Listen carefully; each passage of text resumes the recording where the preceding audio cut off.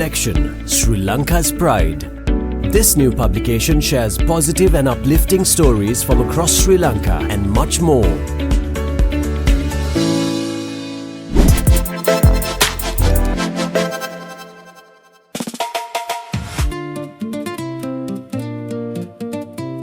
Hi, I'm Tanya Selvaratnam, and I will be answering Living's questions today for Living Gets Real.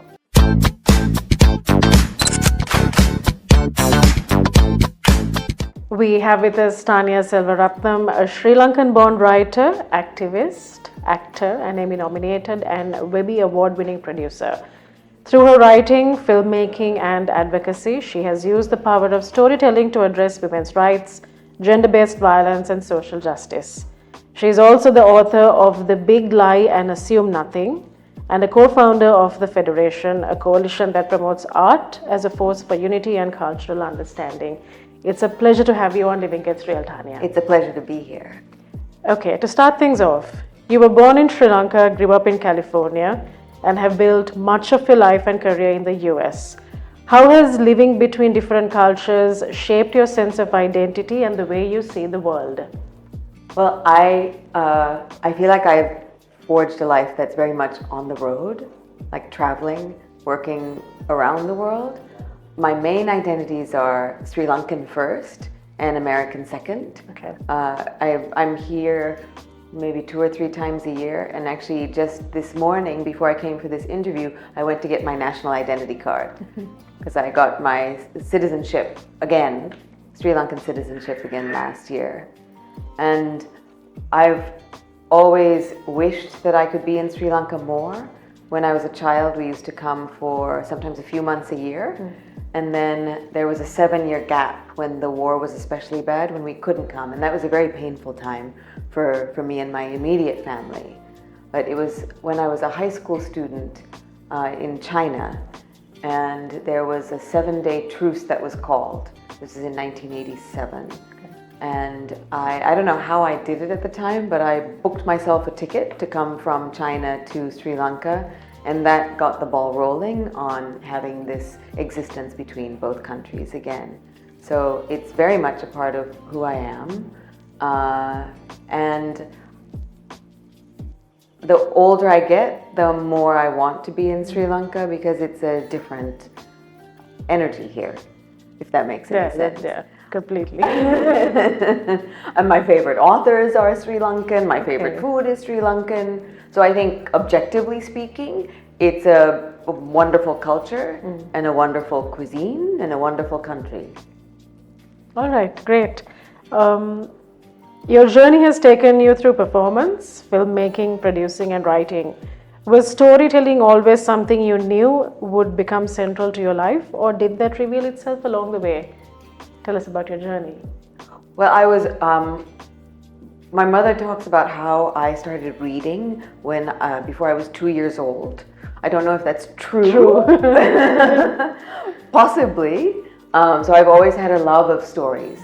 And usually you could catch me with a book in my hand. Like I would even read in the car, and I still do that.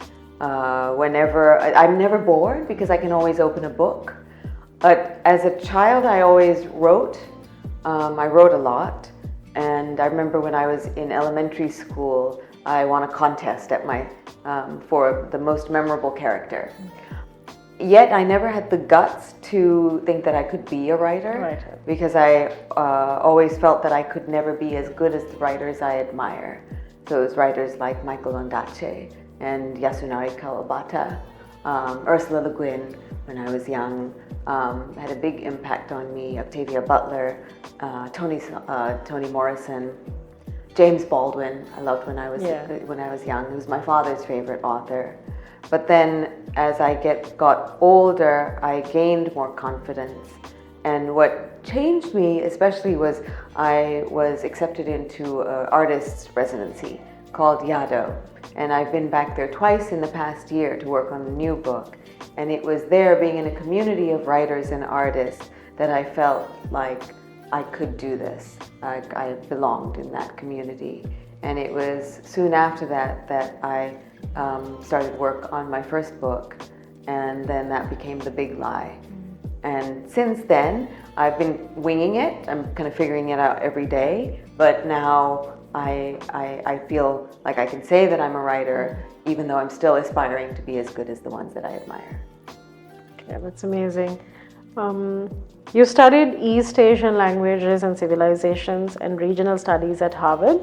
Quite an interesting foundation for the creative career that followed. How did those years shape the way you think, question, and also tell stories today? That journey began when I was in high school, actually. Okay. When I was 13 years old, I went away to boarding school. And I had a decision to make, which is what language I wanted to study. I had already studied Spanish for many, many years because I grew up in East LA where it was mandatory to learn Spanish, and I'm very grateful for that. And I studied Latin and Greek as well in middle school. Okay. So when I got to Phillips Academy Andover, I could choose any one of the languages, and the only East Asian languages or Asian languages were Japanese and Chinese. And I knew I wanted to take a non-Western language, and at the time I ate more Chinese food than Japanese food. There was a Chinese restaurant in the town called Andover Jade, and so I thought, well, I'll study Chinese because then I can order in Chinese. Now, of course, I eat as much sushi as I eat Chinese food, and I wish that I spoke Japanese, but that's how I got started studying Chinese. And then when I was young, I was part of the second wave of high school students to go to China. So I was there as an exchange student studying at the Harbin University, Hargunda. And that was in 1987 that I first went, and 1988. And that was a magical time because it was when China was just opening up. And I was one of 5 students that went from my high school, and I was the only one who was South Asian. And at that time in China, Bollywood movies were very, very popular. Okay. So everyone thought that I was a Bollywood actress, which was fun. So I got looked at a lot. And it also meant that people were very friendly to me, which was wonderful. It was amazing. So that's how my love of studying languages, East Asian languages and Chinese in particular, got started. And then my first job experiences were in China. And in Asia. So I worked after college in Hong Kong. I worked actually for my Aunt Marianne. And that was an amazing experience working in Hong Kong. And then I worked on the Women's Conference in China in 1995. I was part of the NGO Forum organizing committee, and I was in my early 20s. And those were pivotal experiences. And what I was doing at the Women's Conference, aside from being on the organizing committee, I was producing youth arts and culture. And that was how my producing life got started. Okay. I don't know how we did it because we had no cell phones. We were doing everything by fax machine. Yeah. But I managed to put together a lineup of young artists from around the world. So I remember there was a ballet company from Norway, and throat singers from Indonesia, and it was magical. So that very much informed my cultural life today. Okay. You've spent decades working across so many different creative worlds. What has kept you curious enough to keep evolving rather than allowing yourself to be defined by one particular role? I feel like I'm learning every day, and I am always finding something to learn. So I'm never finished, which is great. It's also challenging because you never feel like enough is enough. Yeah. But that's what keeps me going, is that eternal curiosity. Okay. Your books, particularly The Big Lie and Assume Nothing, explore deeply personal and often difficult subjects. What have you learned about the power of vulnerability and about yourself through putting these stories into the world? Well, I have many mantras that I remind myself of. One is, when life throws you lemons, make art. Okay. And so I feel like if I'm grateful to be a writer, I'm grateful to be a storyteller, and if I can take difficult experiences and turn them into tools to help others, like with my books or with my films, then that is a gift that I should not take for granted. And also recognizing that so many people go through these experiences without being able to share them or talk about them. And so I feel fortunate that I can write about them. And there's another purpose, which is that by being able to tell my story, I can write myself out of the darkness. So, and it's very important that my books not be purely memoir, because it has to be bigger than myself, because these are experiences that are universal. Yeah. Many people go through fertility awareness issues. Many people go through intimate violence, sadly, but these stories are more common than we acknowledge. And so I feel if we can talk about them and destigmatize them, then we can get closer to accepting each other and also to finding solutions. Another reason I write the books is to increase accountability, because until there's accountability, the same harmful cycles can be repeated. They can occur again. Yeah, that's very true. With a career that is so outward facing and often centered on other people's stories, what does life away from work look like for you? And what brings you joy, grounds you, or helps you reset? My friends and community, and creativity. Those are the three main kind of healing aspects for me. And I'm excited when people meet me after knowing my work first, and realize that actually I love to dance. I love to have, throw parties, dinner parties. I love cooking for friends. And I spent many years working in restaurants. So I love having big dinner parties. I cooked all through high school and college in restaurants. So that gives me joy, and spending time with my friends and my family, and with people who get me. Because that's something that I think we're all yearning for, is people who get us and who have our back. And that's what makes life go round, because life is hard. And so we should do what we can to make it less hard. And actually, I got a lot of inspiration from a woman that I met in Anuradhapura. She worked at a hotel there that I was staying at with my aunt and uncle.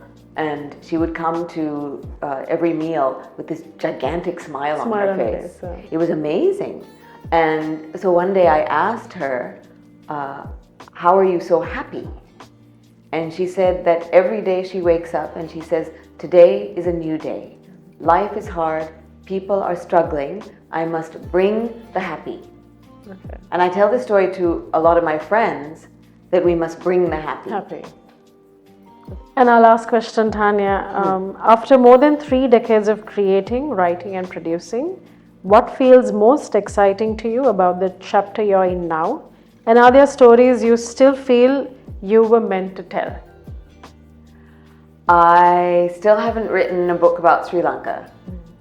So that is next. Is that on your next bucket list kind of? Yes. At the moment, I'm working on the paperback of my last book, Assume Nothing. That's very exciting. Okay. So hopefully by the next time I come to Sri Lanka, I'll have a paperback to celebrate here. And I'm working on a new book called Love Me and Leave Me, which is a kind of follow-up to my previous books, which were on very difficult subjects. And with this new book, I wanted to have fun. So this book is about intimate pleasure. And that I'm kind of in the finish line working on that. Okay. And I'm also I produce movies. So I'm working right now on a short documentary that was inspired by my friend Michael Latt, who sadly died about 3 years ago. He was murdered in Los Angeles. And I have been working with his family to start a legacy fund in his honor. And I'm also executive producing a film called Creative, which looks at how creativity is a birthright, not a privilege. And it features collaborators of my friend Michael. So the collaborators are Common, the musician, Ryan Coogler, the director, Ava DuVernay, the director, and Glenn Kaino, the visual artist. So I'm very excited about that. After I leave Sri Lanka, I'll probably be watching a rough cut and getting that ready to premiere early next year. So those are the things that are kind of top of my list. Oh, and I'm also working on an adaptation of my last book, Assume Nothing, for the screen. That'll be amazing. I think so. I hope so. Because it'll also help more Bring people awareness, yeah. that can see it. Because there are people who will watch an adaptation that might not have read the book. So I'm excited for it to reach many, many, many more people. And then I also going to help with. I always get excited when I can help with something that's related to Sri Lanka in some way. And like last year, I did a series of talks and workshops with university students. So I did one in Colombo and I did one in Jaffna. And so I'm hoping that I'll do more of that in the future on storytelling workshops. And also helping with Counting and Cracking, which is a play by an amazing Sri Lankan Australian playwright, Shakti Dharan. It played in New York about 2 years ago, and hoping that it'll come back. So I want to help with that. That is, yeah. All right, that's amazing. Thank you, Tanya, and we'll be back after a short break. The latest issue of LMD is available at lmdmall.lk. You can also access the digital version on Press Reader, Maxter, our social media platforms and WhatsApp. The Voice of Business, a legacy of 30 years.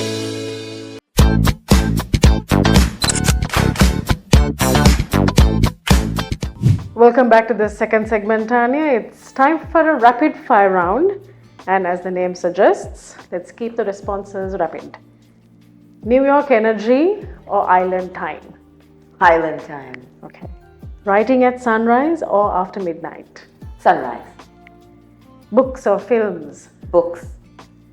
Behind the camera or in front of it? Behind. A perfectly planned day or a spontaneous adventure? Spontaneous. Sri Lankan breakfast or New York brunch? Sri Lankan breakfast. What would you opt? Papaya juice, fresh papaya juice, fresh papaya, pani bol. The classics. Oh, a Sri Lankan omelette. Oh. Chili cheese omelette. Very nice. Ocean or city skyline? Ocean. Pen and paper or a notes app? A dinner party or a quiet night at home? Both. Both. Okay. Yeah, because you did mention you like to host dinner as party. well. And I like, I can do the 7 days a week. So Yeah, okay. maybe 2 dinner parties Yeah, and 5 and some night quiet time. A documentary or guilty pleasure TV? Documentary. A song on repeat or a constantly changing playlist? Constantly changing playlist. What's your favorite genre? Oof. All. Everything. Everything. Difficult to pinpoint. Yeah. A window seat or an aisle seat? Oof. It depends on if it's an overnight window. Okay. If I want to sleep, so that I don't have to like get up whenever anybody has to go to the bathroom. If it's a short flight, an aisle seat. A place that instantly feels like home? Sri Lanka. One thing you never travel without? A face spritzer. Oh, okay. Because from the time I was a teenager, I was going around like at parties and at school saying never hesitate to hydrate. Oh. So I carry a rose water That's your spritzer in my mantra. bag. It is. It works. Another one is no squinting, no wrinkles. Ask for what you need and remember to pause. Oh. Okay. What are you most curious about right now? Africa. I've never been to Africa. Okay. I've been to Egypt, but when I was 11 years old, I've never traveled around Africa. Is it something you plan to do in future? Yes, for sure. course. I'm so eager to go. I love it. I love the idea of And your work must be taking you places as well, right? tons of places. That's a reason. 90%, even more of my travel has been for work because of theater and then film and then literary. So it's been film festivals, theater festivals. Like last month I was in Amsterdam to perform at the Holland Festival. I was performing at this beautiful theater called the International Theater in the Leidseplatz. And I was doing a show called Honor, which is a performance lecture by Suzanne Bocanegra, and I was delivering the lecture. Oh. And so that's an example. I love to do it, but I feel like I need to do more travel for leisure, which I don't do at all. Do it, okay. And finally, one word to describe this chapter in your life, or maybe two or three. 2 or 3? Yeah, Spontaneous. and it's been spontaneous so far. I'm trying. Okay. All right, Tanya, that brings our rapid fire round to an end and also an end to our show. Thank you very much for joining us. It's been a pleasure having you. Wishing you all the very best in all your future endeavors and everything you aspire to achieve. Amazing. Thank you. Thank you. There you have it. These are my answers to the questions and the game. Be sure to check out Living's Instagram and Facebook pages for the latest episode of Living Gets Real.